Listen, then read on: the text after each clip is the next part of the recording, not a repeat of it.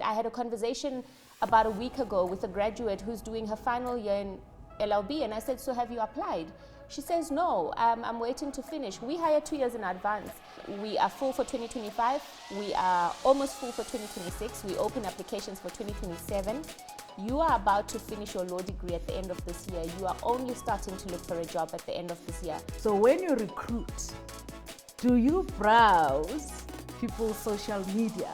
Have you ever had a candidate that you really liked but ended up not hiring them because of what they've said on social media? Oh, definitely. There have been many.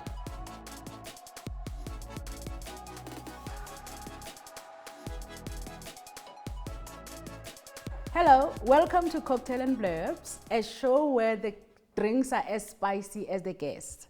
I'm your host, Lindiwe Matladi, and today I have an amazing young woman, Shalin Ledwaba. She is the head of recruitment. She'll tell us where, but she is just an amazing. Actually, I'm meeting her for the first time today.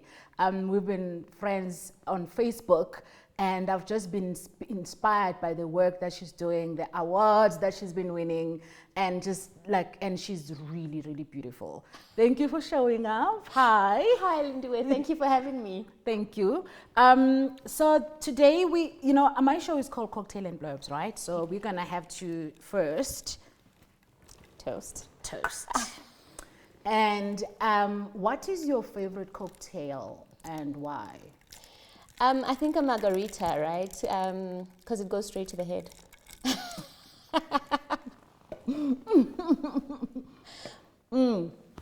Okay, I won't ask you why. I'm so inspired by you, right? And I've seen you on social media, like your career. Tell me about you, who you are, and also who your mother was, because that also is just a beautiful story about that. When I saw who your mother was, start by telling me, who are you, where are you from, and how did you get here? Thank you. So I'm a girl from rural Limpopo. I'm from Venda. I grew up in Venda, matriculated in a little small town called Luitrichat, now known as Makado. Mm-hmm.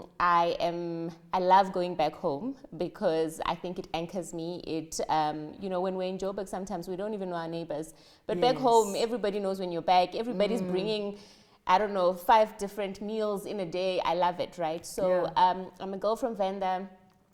Grew up with my mom and 3 younger brothers, so I'm the firstborn of 4 kids. My mom was a trailblazer. I'm definitely a deputy mother, and that role doesn't stop. It doesn't. Right. So my mom was a trailblazer. Worked for the SABC for many years. Ran her own show. Won many awards. Mm-hmm. Dealt with youth education. Ran her own women's show on Parapara FM. Mm-hmm. I think she worked for Parapara for about 14 years, mm-hmm, and really, really loved her role. Right. Unfortunately, my mom passed in 2021. Sorry. Yeah, so it's been a journey. I think a journey of healing for the last 3 years. Mm-hmm. What do I do? So I look after talent acquisition. It's just a really fancy term for recruitment. I work in a big 5 law firm in Sandton. We do really, really amazing things called Bowman's. And I look after recruitment for Africa in all 6 different countries. Wow.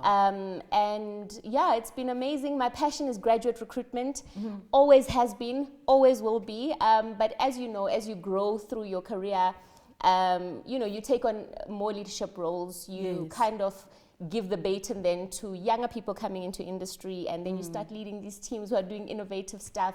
But I really, really love what I get to do every single day. I really think my passion and my purpose are aligned, and it's been incredible to wake up every single day and do what I love. Wow. And so your work, you spend a lot of time with young people, right? Especially recent graduates. And, yes. And what do you look for? I mean, as a head of talent, if you go to different universities, what do you look for? And what advice would you give these young people who are coming up now, maybe wanting to be the next lawyers? Because, it's a very, I'm assuming, or it should be, ethics should be a big part of it, right? The way you you conduct yourself, Yes. even Yes. outside of your job. So tell me. So I think ethics is a very big thing. It's a non-negotiable in our industry, right? Ethics, integrity. But from a personality perspective, we look for innovators, we look for game changers, right? We want you to challenge. I think being in a big five law firm, one of the largest law firms in Africa, we're looking for people who are coming in to say, why has it always been done this way? Here's a better way to do it. And here's a faster and more efficient way for us to be able to impact our clients, right? Positively. So I think the ability to want to innovate, you need to read as a lawyer, right? So start reading, like know what's happening in the economy, know what's happening in society, be ahead of the game. I always say to graduates, I think it's so important, and not just law graduates. So I also sit on the board of the South African Graduate Employers Association, which is a role I'm extremely passionate about, because I feel like that organization raised the bar on graduate recruitment across the country. And I think across any graduate program, what we really look for are people who want to learn, people who have grit, and people who have the ability to be resilient in their graduate program. The reality is corporate spaces can be really difficult and can be really tough, right? But having said that, when you're in a good graduate program, there's enormous support. So my ask from graduates is really show up as much as you possibly can. When we are on campus, come and engage with us, talk to us.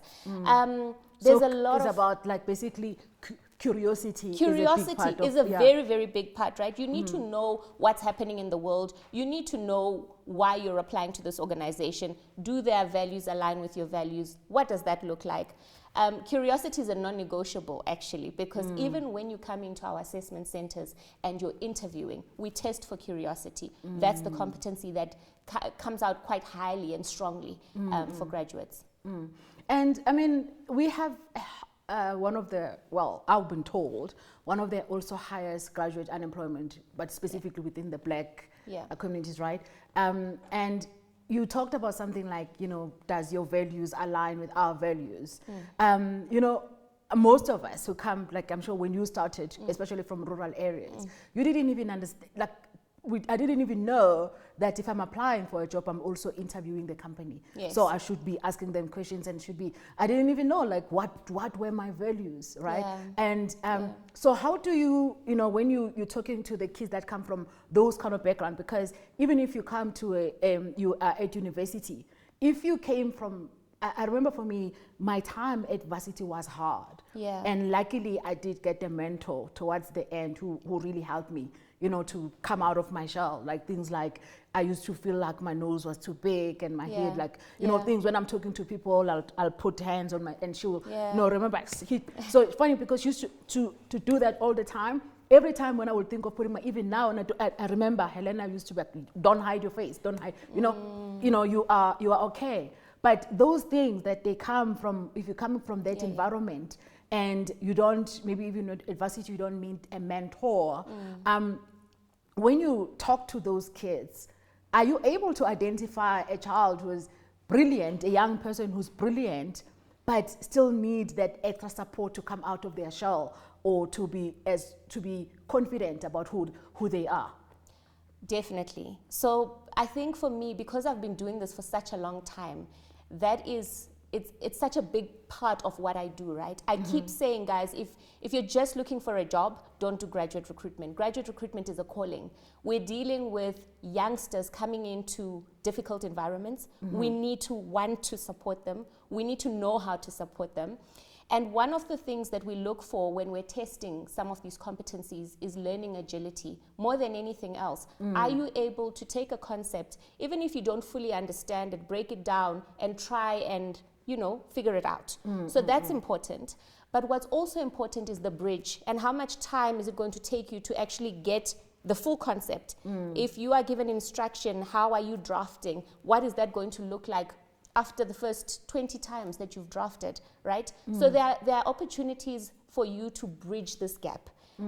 For a person like me, who's also from rural Venda, I needed people around me who held my hand to actually make it into corporate spaces and become a success. Yes.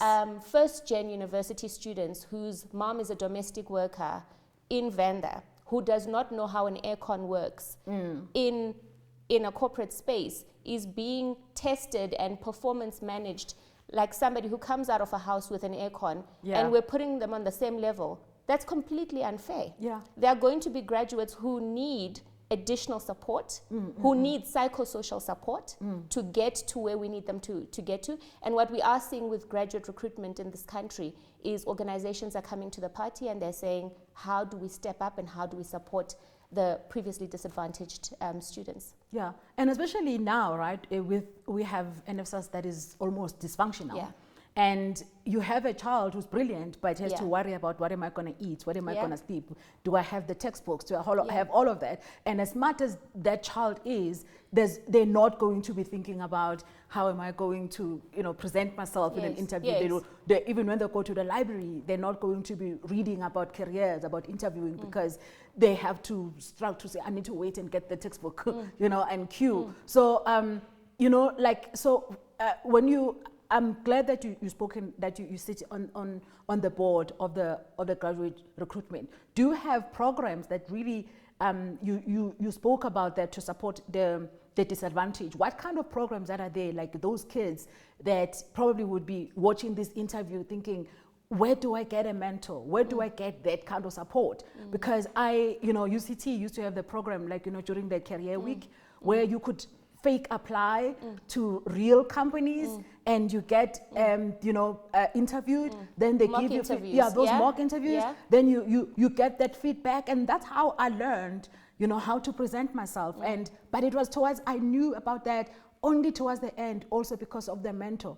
The entire time I was there, I mean, I lost my grandfather, I was struggling with so many things. The last thing on my mind was, how am I preparing myself for the job, for outside? The only thing I was thinking about is, I need to pass economics, I need to pass states. So what do you have to support those kids? Well, I think what's important is to note that there are definitely support programs.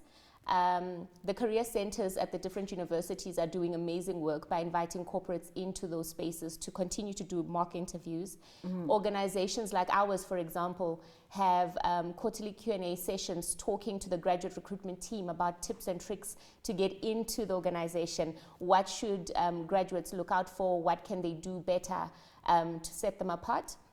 What's also really important is to note that as recruiters in the space, there's a lot we are doing on a Saturday morning when we wake up once a month to shoot podcasts and talk to you about how to really show up in an interview. Watch those podcasts. Look at TikTok videos. Guys, it's not just about the challenges, right?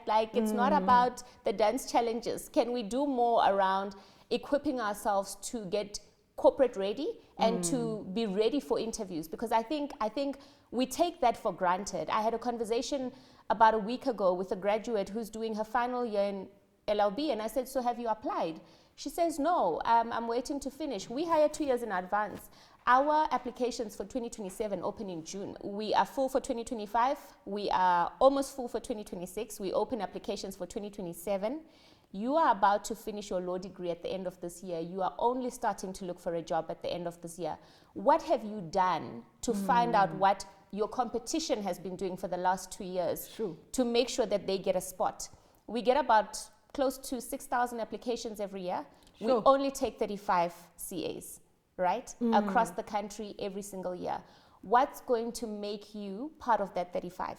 Ask yourself those questions when you wake up and you say, I want to work in that organization. How do I get to 35? What's going to make me stand out? How do I engage with recruiters? There's LinkedIn, guys. Build your profile. Connect with people. Social media can be such a powerful tool. I think it's really sad sometimes the way we use social media. Yeah. And we were having this conversation earlier on to say it can be really toxic, and we sit in that space and we don't move past that. It can also be really powerful. Yeah. And for me, there's a lot I've learned on social media, what best practice looks like, who to talk to about specific conversations and topics, to really build my personal brand and put myself out there. I think that's helped me a lot. But it is sad to see how this next generation is using social media not just as a powerful tool. Yeah, and I mean, like also with regards what you're talking about with networking, you and I met on Facebook. Exactly. And some of the best people that are, are my closest friends, like now closer people, I met them through social media because of, how you conduct yourself, and you could meet people that can actually add value into your life. It's not just about going there and insulting people. Exactly. Exactly. Or just looking cute on a Saturday. There's so much more to it. You know? I mean, look cute, but there's so much more to it. Yes, right? and make sure, because some of the things you don't know who's looking, right? Exactly. So if you do those things, then you may find that, I said this and it inspired somebody like Shelene, and then she reaches out to you. Yes. And even though you're an accountant, or studying accounting, Shelene knows accountants. Exactly. Shelene, you know what I mean? Exactly. So it's the circle is very important for people to know, how you present yourself everywhere, and not just, especially in a public space. And I'm glad that you mentioned that. So when you recruit, do you browse people's social media? And when you do, what do you look for? Have you ever had a candidate that you really liked but ended up not hiring them because of what they've said on social media? Oh, definitely. There have been many. There have been many outstanding cum laude students who made a really insulting comment. And you find that they're degrading one of our clients, right, on social media. Why would we want to hire you to come and represent a client who you've completely degraded on social media? Or you are minimizing somebody's true reality of something that they've lived. How does that align with our values as an organization? It's so important how you curate your social media accounts. Again, it comes back to your personal brand. And personal brand doesn't just start when the light bulb switches on. It starts from the day you start putting in, I want to register for a Facebook account. I want to register for a TikTok account, because the internet doesn't forget. Yeah. So yes, definitely, we look for all of these things. And yes, we have declined candidates based on some of the social media. Do you think of context though? Let's say I'm pissed off because, let's say maybe I went and I bought my chicken and then I found a rat in it. And then I went and but then the chicken company is your client. So are you going to be, or do you just say, or it's not maybe what you say? Are you saying it's how you say it? It's always the how. It's always in the how you say stuff, right? So when you say things, it's important. I mean, we all complain. If you look at my social media, I'm sure I've complained about, really bad service. But I've also given compliments where compliments were necessitated, right? Because and you didn't insult people. And I didn't just insult people. So context is also very important. But I can tell you, Lindiwe, we've seen some scary things as recruiters. And those scary things make us not want those people in our organizations. Yeah, I mean, and the thing is, if you go and you speak like that about other people, the chances are, if you're not happy with your job, you're probably going to do the same thing with the company, right? So reputational damage is a big thing for any corporate in SA, right? We know that social media can be, again, used as a very toxic tool when sometimes it's not necessary. So context is important, definitely. And there've been people who we've seen, they've made a comment here and there, it wasn't too bad, but there's been content that we don't want to associate ourselves with as a brand, as an organization, and based on that, we would decline you. Yeah. I hope you guys are listening, and especially young people, because, that illusion of fame that comes with social media can sort of cloud you when you're having your 15 seconds of whatever, because you're trending. It's never a good thing. So, so I'm gonna ask you about something that is also very close to my heart. Yeah. Mentorship. Yes. Right. And especially given that we have the same background, rural kids, and how difficult. I mean, when you don't have anybody that is going to hold your hand as early as possible, as you said, from the day you have your TikTok account. I mean, my kids already have TikTok account, but when they did, we had an agreement that you'll never post anything until you're old enough to think about what you're posting. So I don't have a problem with you viewing them, checking, but you will never. So as much as they have TikTok accounts, they can't post. And they're under my email addresses so that I can be able, whoever text. I wish there were more parents like that. And though. I've got their passwords and stuff, Yeah. like privacy, what? You can't be having privacy when you're 13 and living in my house, or 15. Privacy, what privacy? You know, get a job and get your own house, and then you're going to have privacy, you know? Because it's that, you know, important, because sometimes when I check and the messages that my kids get, I'm like, why are you a 25-year-old messaging a 13-year-old? And you can, what are you know what I mean? So from the a mentorship perspective, have you thought about how early you're starting? Like, for example, high school. Do you talk to high school kids, or you only focus on the graduates?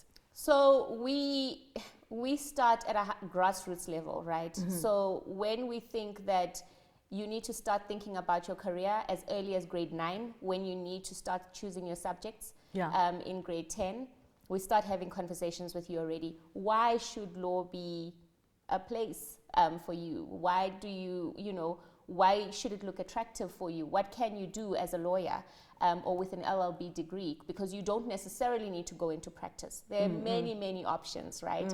So we start planting those seeds really early on. Mentorship for me starts, I think, as early as you possibly can. And I think we as parents are now a generation that is a little bit more networked, and where we can plug our children with different mentors, whether it's my son who's in grade 8 getting mentored by somebody who's in grade 10, it's necessary. Yeah. And their schools are doing this, right? So they're getting people who are a couple of years ahead of them to buddy up with them, to be mentors to them, to talk to them about life, because life is lifing for these young people. And I they think have stories for days. Oh, for days, right? Yeah. So it's so important for them to have somebody to kind of fall back on. With me, my journey led me to a couple of mentors, really amazing people, some of them who actually didn't even look like me, and who said, you know what, there's potential here. Let me hold your hand, let me guide you. And it's necessary to open up those conversations. So I mentor 5 girls every single year. Wow. A lot of these girls have done really amazing stuff, started off in varsity, are now in corporate, are killing it. And it's such a beautiful journey to watch, right? And these are my formal mentees. But I also mentor many other people. I'm a boy mom, so bringing the boy child along is really important for me. Because I think there's a lot of work being done around the girl child, which is great and it's necessary. But can we please not forget about the boy child? Can we bring them along on the journey? So informally, I mentor a whole lot of, not just graduates even experienced hires, who say, we didn't know you could actually get into a career here, and you've made it look like it's fun. You've made it look like, okay, you're living your best life when you go to work every single day. So I think just ask. Again, when you are old enough to have a LinkedIn account and connect with people, there's so many people who are open and who have capacity to network. Just ask. We must stop shying away from courageous conversations around our careers. This is the one place where you get to shoot your shot. Shoot your shot. Right. No, I love that, because I have this Lachelle, she's in grade 11. She reached out to me last year and was asking me, she's in high school, and she was like, I'm following you, can I talk to you? And I mean, I'm going to be interviewing her, because she started, entering this kind of this competition. She was like, Auntie Lindy, can you help me with this? And I was so inspired. I'm like, oh my God, this child, she's brilliant. Like, at this age, she's already figured out that this is somebody I could reach out to, and reached out. And didn't think of probably that I may not respond, I may not. She just, found me and just texted, and now, like, and also there's, we need that. And I think it's one of the things that I find that many young people don't know, that we are willing, you know what I mean? We're willing and we're passionate about it, right? Yes. And if you've done the work, then it's so easy. It's so easy, because you want to help somebody that already you can see they're hungry. You know, you don't have to know anything, but you need to be hungry. You need to show that you are trying. And then it's easier to come and say, you know what, I've done A, B, C, D. I'm stuck here. How do I get to F? And you'll realize that it's easy, because if I come to you now and I say, you know, hire me, you know, because that's another thing, you know, that we get at home. Yes. Like, in what? Anything. I can't give you anything. No, I can't give you anything. Be specific. What does your plan look like? Have a plan. Yeah, like even if I'm going to be talking to somebody, who am I going to talk to about anything? Yes. You know, Yes. So if you're specific and you know, it's really easy. And I find that also most of the people that I've reached out to cold, you know, always responded. And those who don't, it's okay. It's okay. It's okay. Because not everyone's going to respond, right? Yes, maybe they don't have the time. Don't take it personally. Don't take it personally, exactly. And I think it's on, or maybe your email went to spam. Or maybe you don't read your Facebook Messenger like I don't, right? Like Me I too. read it like once a month, and you know, people will reach out and I'm like, oh my gosh, I'm so sorry, I'm not really here. Like when I first sent you, exactly. right? And I think I saw your message 2 weeks later and Yes. I'm so sorry, I'm not ignoring you. So I think that context is important, but I also think it's important when you are asking for mentorship, again, to have a plan, right? I've seen a lot of mentees who put up their hand and say, I want to be mentored but don't want to do the work. The reality is, if you want to be mentored, you probably have more capacity to schedule meetings and put some structure into this mentorship relationship than I do. So make it work. Schedule you need this mentorship. Drive it. Own it. Own it. The same way you need to own your career. You can't come into the workplace and say, okay, there are 50 of us, I'll see how it's going to... Guys, there are people who are owning the space. They walk into rooms, they work the room, they build relationships and network in year one. And you're thinking, I'm just going to be a number. Then don't apply. Don't apply.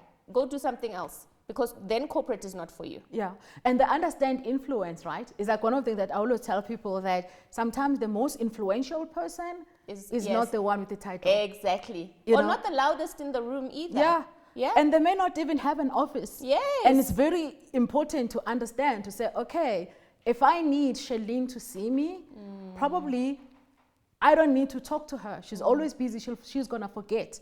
But who manages her? You know what I mean? That's the person who controls Shelene. Technically, she may not call it, but that's the person who will make sure. And it's those little things that I think we don't get taught. You know, you learn as you go. But for the young people coming behind us, these are the things that we are willing to give out, to tell you, to say, reach out. If you want to be, I mean, I didn't know that you recruit 2 years in advance. And if I was a lawyer when I started, probably I was going to be probably unemployed for 2 years, because I didn't know that. And that's also part of understanding your industry, right? And doing the research. Exactly. I mean, so in addition to the 2 years, right, we also run a virtual internship program. When COVID hit us in 2020, we were the first firm in Africa to launch a virtual internship program, only because we couldn't have students come into the firm, right, and actually get work experience. Our virtual internship program is open in South Africa and in Kenya, and it's a real job experience. So when you're done with how many ever modules there are in South Africa or in Kenya, you actually put that on your CV as work experience. People don't know this. You just want a job at Bowman's. You're not reading about what we get to offer you. And what other firms have said when I've engaged with some of their grad recruiters is they say, Sha, that's a good indication when we see someone's CV that they've done the virtual internship program, we want to interview them. Little things.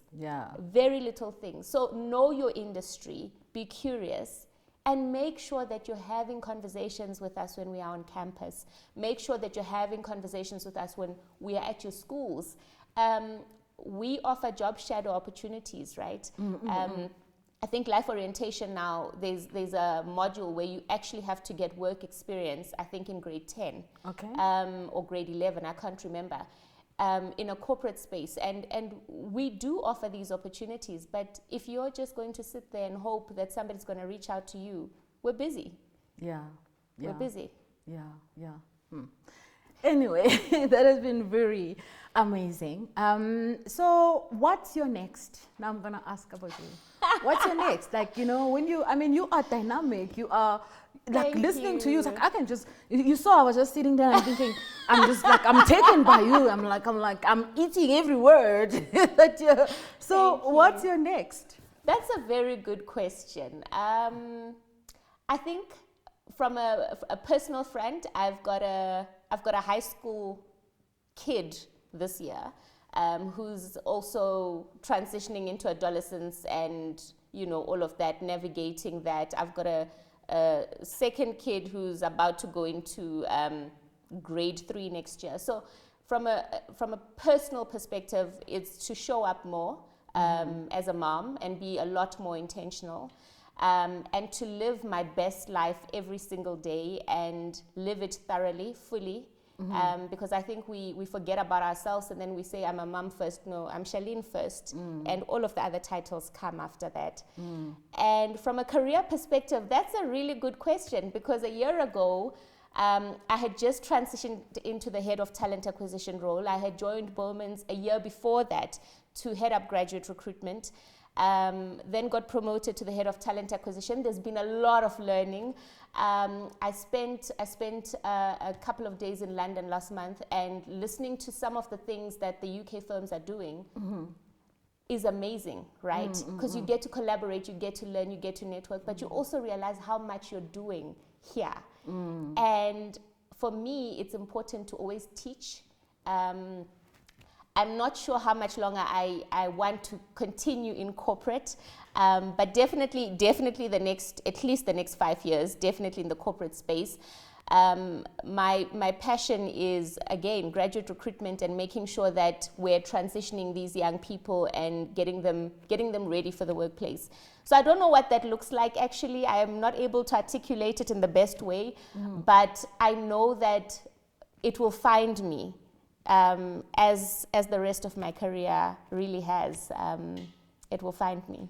Yeah, no, that's amazing. I think if you have a calling and you are good at what you do, and some of the opportunities that God opens up is things that you didn't even, plan, you didn't think, and you know, I like what you're saying, that it will find me, but you are not just sitting and waiting, right? No, I'm not. Like, no, I'm not. You are.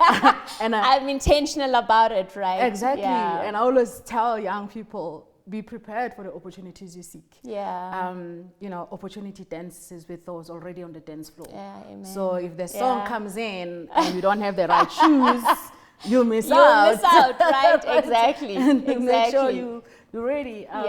Thank you so much. I've had so much fun. Like I could go on and on, but my final question is, Shalene, if you were to make a cocktail, that represent who you are. Oh yes. What would be in it, and what would you call it? And why? I already am thinking it's probably gonna go straight to the head, right? It needs to go straight to the head, right? Very important.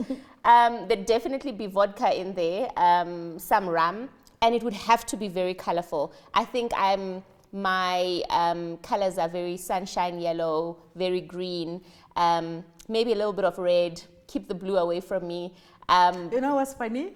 As we were discussing the clothes for you, I said to Shirley, I just have a feeling she's colorful, have color. So when you said that, I'm like, no, I love color. I feel good about how I can. I think it's a calling. It's a calling, right? Exactly. I love it. I don't know what the name would be. Maybe I don't know. Fun in the sun.